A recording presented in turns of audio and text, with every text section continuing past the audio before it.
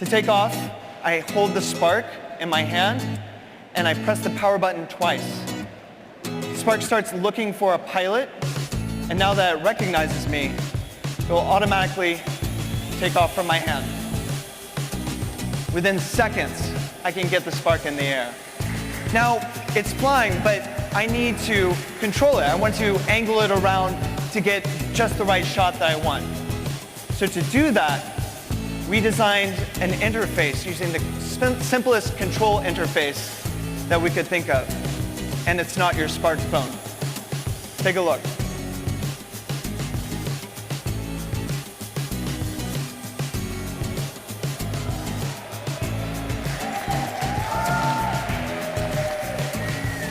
Just using my palm, I can move spark left, I can move it right, I can use it up and down, I can push it away from me, and I can pull it towards me. It's that simple to control, and it truly feels like magic.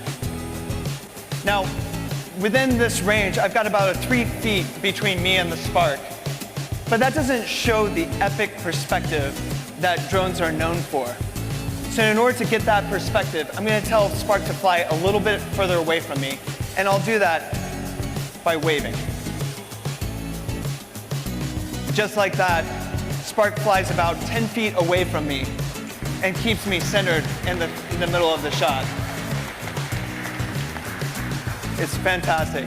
So I still want to be able to control my shot. This is maybe not the best background. I want to get those chandeliers captured behind me. So I'm just going to move. And Spark is actively tracking me as I move around so that I can choose the right scenery behind me.